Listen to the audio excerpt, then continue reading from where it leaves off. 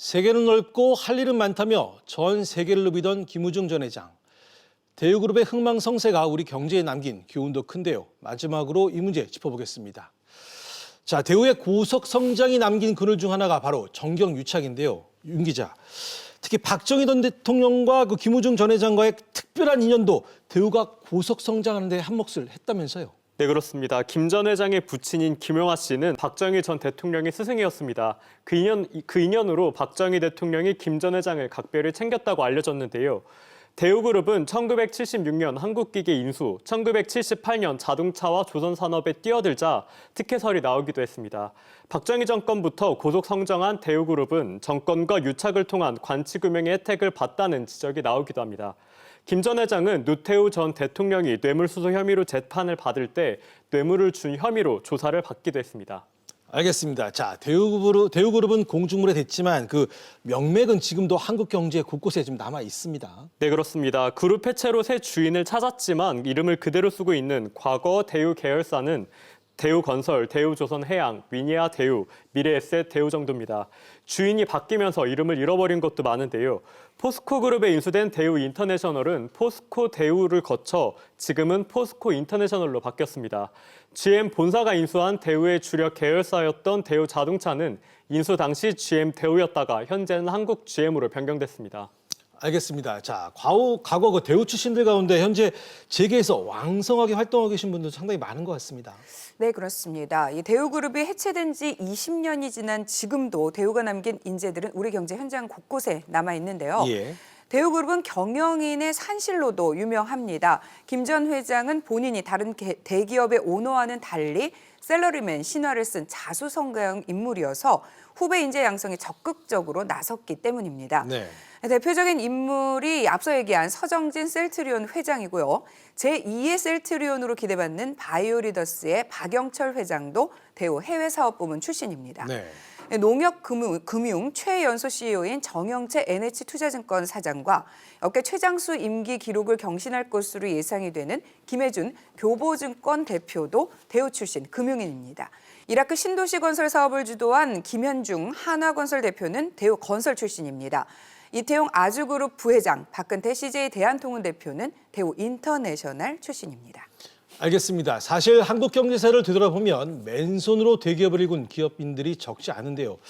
자, 윤 기자, 그중에서도 김우중 전 회장이 가장 대표적인 자수성가형 기업인이 아닌가 싶습니다. 네, 맞습니다. 현대창업주 고 정주영 회장과 삼성창업주 고 이병철 회장은 1세대 자수성가형 기업인인데요.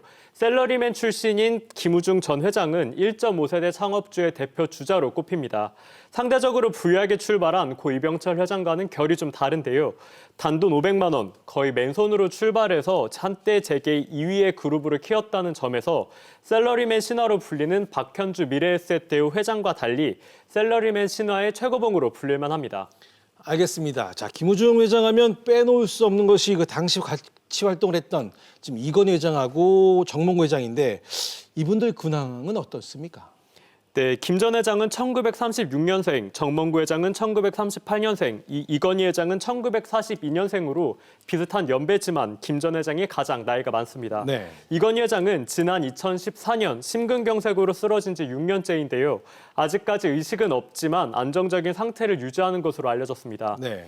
또 정몽구 현대차그룹 회장도 2016년 국정농단 청문회 참석을 끝으로 공식 석상에서 모습을 보이지 않고 있습니다.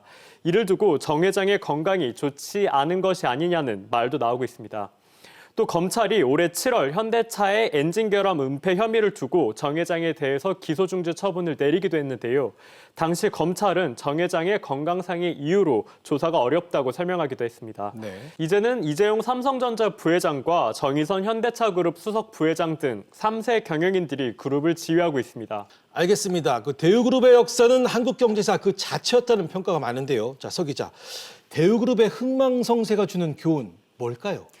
네, 고 김우중 회장이 보여줬던 세계를 향한 불굴의 도전 정신과 창조적인 기업가 정신은 높이 살만합니다. 네. 하지만 방만한 경영은 국가 경제 전체에 엄청난 파장을 일으켰는데요. 17조 원이 넘는 추징금과 함께 초고속 성장기에 정경유착의 어두운 그림자를 우리 기업들이 반면교사로 삼아야 한다는 지적입니다. 제일 큰 교훈은 그 차입 경영을 통해서 정경유착을 통해서 빨리 성장할 수 있었던 60년대, 70년대, 한 80년대까지 그 기간에 작동했던 그 모형이죠. 근데 그것이 이제 90년대 가면서부터 작동이 안 되기 시작했다. 새로운 환경에 적응을 못하고 과거의 성공 신화에 매몰돼서 그런 과거 방식을 고집하다가 아주 큰 어좀 실패를 이제 당한 거죠. 한국 경제 반면교사 역할을 해서 우리가 더 큰 어려움을 피할 수 있게 힌트를 준 것이 또 있는데 충분히 그걸 우리가 교훈을 못 얻고 있다는 생각입니다. 김우중 전 회장의 기업가 정신을 높이 사야 한다는 평가에 대해서 부인하는 사람은 그 누구도 없습니다. 자, 서 기자, 그의 기업가 정신이 우리 경제에 던지는 메시지 어떻게 평가할 수 있을까요? 네, 정재계 관계자들이 입을 모아서 하는 이야기가 바로 지금 언급하셨던 김우중 회장의 창조적인 기업가 정신을 기려야 한다라는 건데요. 네. 특히 재계에서는 지금처럼 경제 상황이 어려운 시기에 더욱 본받아야 할 정신이라고 지적을 했습니다. 네. 한국경영자총협회는 고인이 기업가 정신과 경영 철학을 이어받아 국가 경제 발전에 최선의 노력을 기울이겠다라고 밝혔는데요. 또 한국경제인연합회는 금융, 건설, 전자, 자동차, 조선 등 우리 주력 산업에서 굴지의 기업을 이룩했고 그 기업들은 현재도 우리 경제에 큰 역할을 담당하고 있다면서 무엇보다 아무도 가지 않은 길을 가장 앞서서 개척했던 기업가 정신은 경제기를 넘어서 우리 사회에 오래도록 귀감이 될 것이라며 고인을 기렸습니다. 성공 신화의 주인공, 실패한 기업인. 그렇습니다. 김우중 전 대우그룹 회장에 대한 상반된 평가입니다. 그는 창업 30년 만에 재계 2위의 성공 신화를 썼지만 결국 역대 최대 규모의 부도를 낸 실패한 기업인이었습니다. 하지만 그의 성공과 실패 과정보다 새삼 주목받는 것은 생전에 그가 추구했던 가치와 철학입니다. 부자로만 남기보다 멋진 경영인으로 평가받고 싶다. 소유를 목적으로 하는 기업가보다는 성취형 전문 경영자가 되고 싶다. 고 이병철 회장이나 고 정정 회장처럼 창업 1세들이 추구했던 사업보국 이념을 그는 잊지 않았습니다. 대우라는 이름은 없어졌지만 그의 정신을 기리는 것은 이런 이유에서일 겁니다. 세계 경영을 기치로 내걸고 50년간 세계를 누빈 영원한 청년 김우중, 삼가 고인의 명복을 빕니다.